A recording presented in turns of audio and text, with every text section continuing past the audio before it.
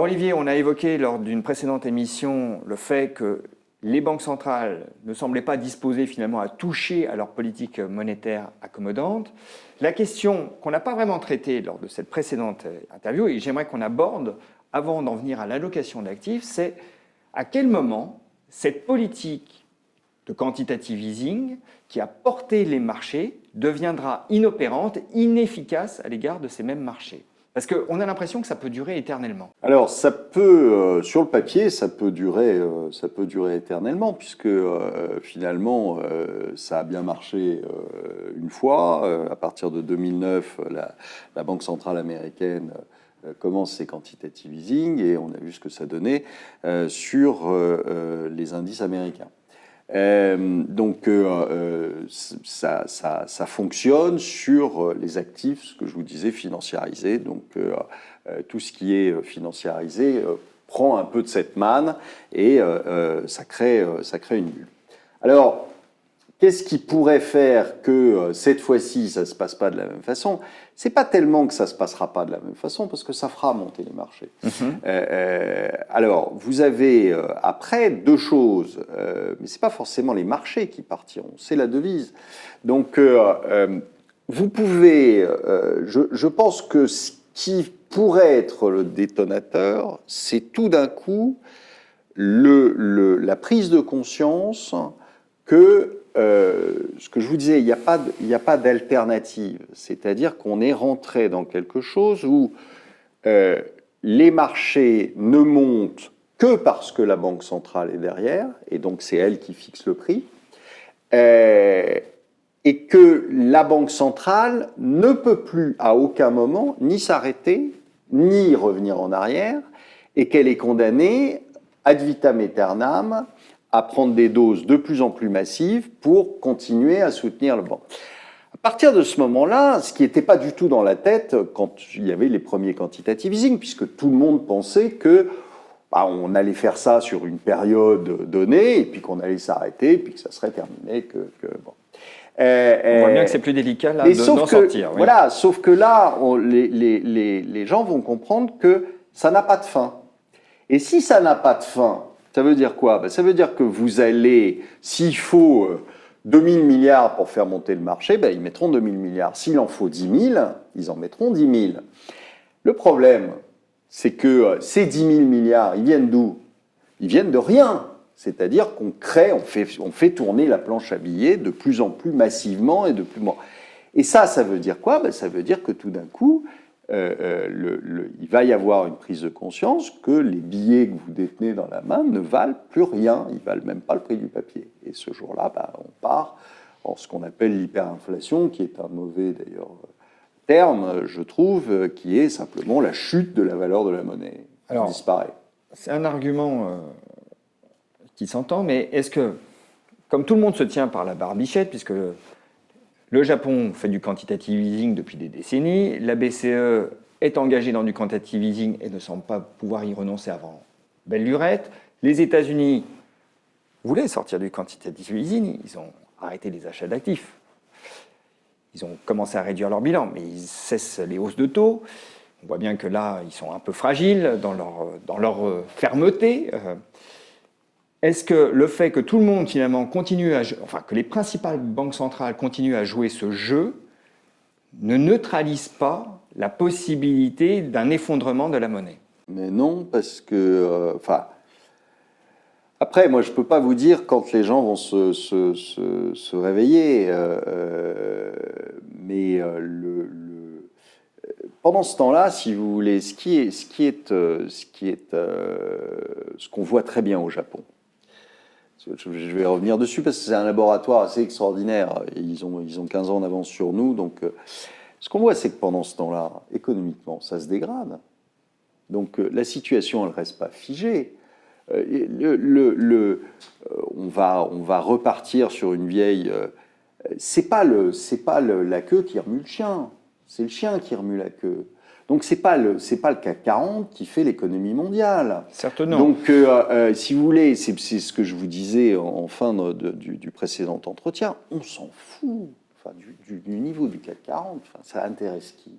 Ça intéresse 2-3 gars qui ont des sociétés de gestion qui s'occupent de ça. Enfin, je veux dire. Et donc, la question qui suit, c'est est-ce qu'on ne va pas se faire rattraper tout simplement par l'économie à un moment donné? Si, bien puisque sûr. l'inflation des actifs s'accompagne aussi d'une absence totale de discrimination de la qualité des actifs. En gros, quand l'argent est facile, on peut se financer facilement, qu'on ait un bon projet, un bon business model ou pas. Est-ce qu'à un moment donné, justement, on ne va pas avoir un problème sérieux d'invalidation d'un certain nombre de business models?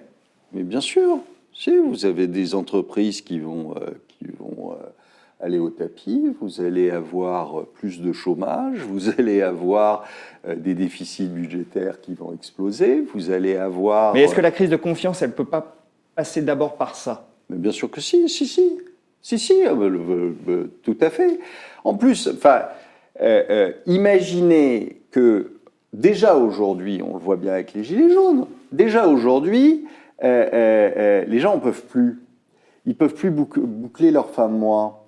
Ce qui a été à l'origine, mais qui n'était qu'un prétexte, c'était cette fameuse taxe sur l'essence.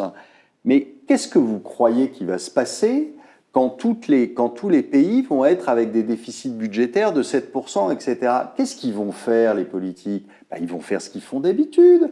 C'est-à-dire que vous ne croyez pas qu'ils vont réduire leur train de vie. Donc, qu'est-ce qu'ils vont faire? Ils vont mettre des taxes, ils vont mettre des impôts. Quand un pays s'endette, c'est quoi de la dette? C'est ce que vous ne pouvez pas payer tout de suite. Quand vous vous endettez, c'est ce que vous ne pouvez pas payer cash tout de suite. Donc, ça veut dire que vous reportez, mais au final, vous payez. D'accord? Et vous payez comment? Par le seul truc que connaissent les politiques, l'impôt. L'impôt, la taxe, peu importe le nom qu'on lui donne, on s'en fiche, c'est la même chose. D'accord? Au final, c'est pour régler des dépenses. Et là, c'est pas une question plus d'investissement ou quoi que ce soit. Tout ce qu'on paye aujourd'hui, c'est des dépenses de fonctionnement. Bon, alors imaginez que vous allez vous acheter à manger en empruntant à 10 ans à la banque. Enfin, il y a un truc qui ne va pas. Donc, et c'est ce qu'on fait aujourd'hui. Donc, vous aurez, avec une récession, vous aurez en plus, des contraintes économiques qui feront que ça va peser encore plus sur la population et que la population qui en a déjà marre, là, pour le coup, elle en aura vraiment marre. On va revenir à une question plus triviale, même si ces sujets-là sont passionnants et essentiels. En termes d'allocation, aujourd'hui, qu'est-ce que vous recommandez au vu de votre analyse? Alors, ce que je recommande, c'est évidemment de ne pas forcément être sur les indices, aucun indice d'ailleurs, que ce soit les indices émergents, les indices américains, les indices japonais, les indices européens.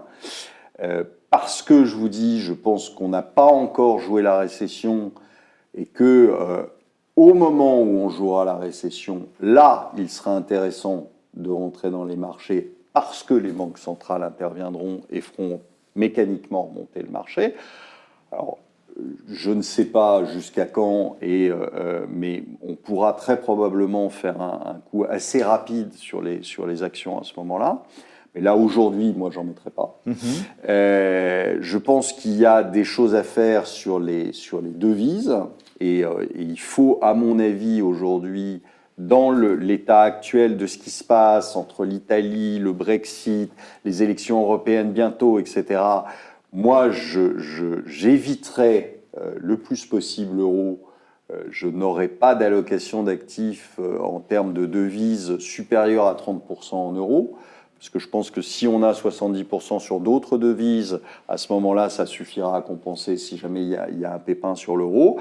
Et d'autres devises, alors vous avez, contrairement à ce qu'on pourrait penser, vous avez le dollar.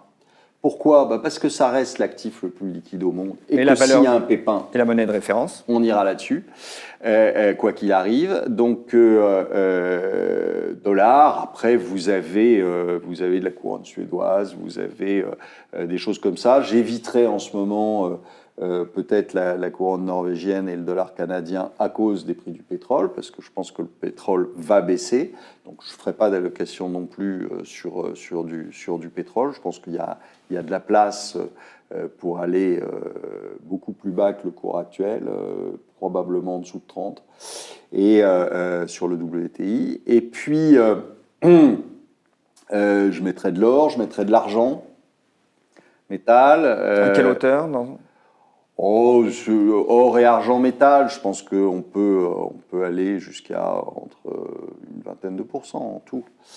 Et puis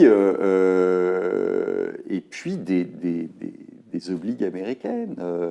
Alors les obligues européennes, c'est un peu plus difficile parce que vu les taux, il n'y a pas grand-chose à gagner, sauf peut-être sur le taux italien. Qui est à 2,50 ou 2,60. Donc là, il y a encore un peu de place. Mais sur le reste, franchement, il n'y a pas grand-chose. Et puis, sur les taux américains, à 10 ans, aujourd'hui, si vous surtout si la Fed se remet à acheter de la dette américaine. Évidemment. Et puis, s'il y a une récession, je ne vois pas les taux continuer